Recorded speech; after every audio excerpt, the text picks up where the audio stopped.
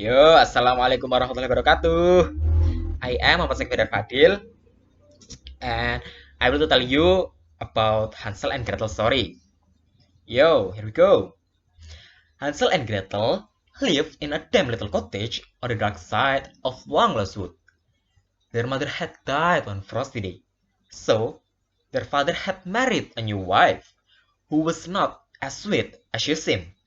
In fact, she was as bad as a rotten apple. Mm, your children eat too much, she grumbled one day to her husband, as Hansel and Gretel shared a single slice of stale bread. You must lose them in the wood, and let the wild creatures care for them. Their father was shocked. If I do that, the wolves will eat them, he protested. And if you don't, we will all die of hunger, snapped the nasty stepmother. Take them away tonight. As soon as the first star shone, the children's father led them along tangled pathways to a crook tree. My dears, he groaned, wait here while I search for firewood. Then away he stumbled, back to his damn little cottage and his cruel wife. Quiet soon. Wolves began to howl. Ow, ow, and the children shivered.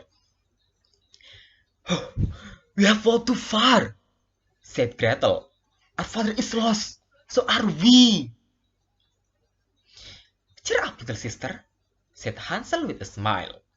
I heard our stepmother's horrid plan, so I have marked every twist of the path with a pure white pebble. And therein in starlight, Gretel saw a line of shining stones. The children followed the white trail, and by sunrise they were safely home. But their stepmother's smile was as cold as winter rain.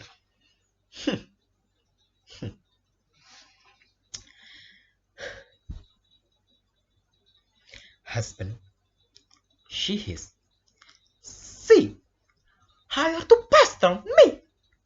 Tonight, you must lose them forever.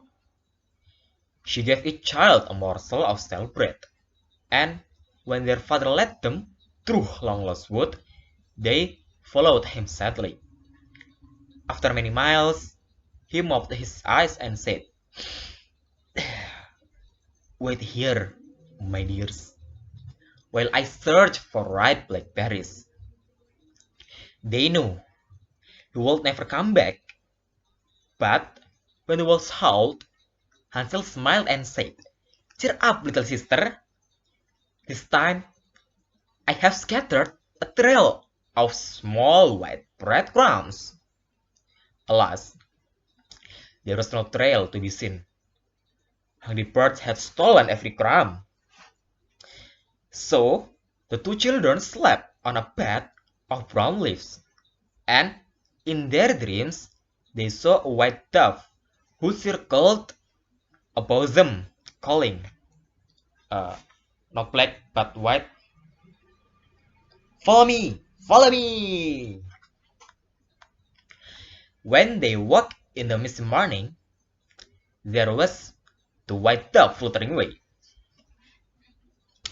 Let's follow her, said Hansel. Things can't get any worse.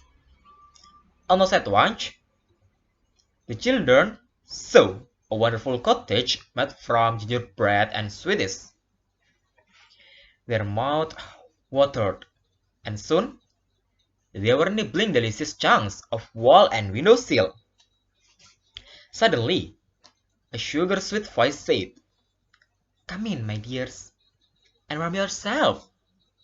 An old lady stood by the door, and the children forgot to be frightened.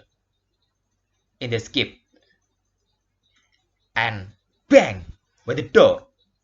They were trapped inside a witch house. Now her voice became as hard as a seaside rock.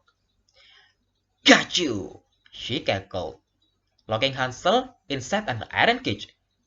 Boy! You will grow plump and juicy. Go, you will be my slave. Poor Hansel. The witch fattened him up until he was as round as a gobstopper. Poor Gretel. She ate nothing but scraps from the cat's saucer. At last, the witch sighed. Go, we love the fire. I won't buy pie for my tea. I'm very sorry, madam, said Gretel politely. But I have never cooked a boy pie before. Do you think the oven is hot enough? The witch stamped her foot and peered into the oven. It's hot, hot, hot! She screamed. And no wonder. Gretel had pushed her inside and slammed the door. In moments, Hansel was free. The two children grabbed the witch treasure and raced outside to find the white dove waiting for them. Of course, she led them home by the shortest way, and when their father saw them, his smile was as warm as the summer sun. Astonishingly, Hansel and Gretel's horrible stepmother had vanished that very day. While all that remained of the wicked witch was one smoky gingerbread biscuit. The end. Thank you. Wassalamualaikum warahmatullahi wabarakatuh. Aduh.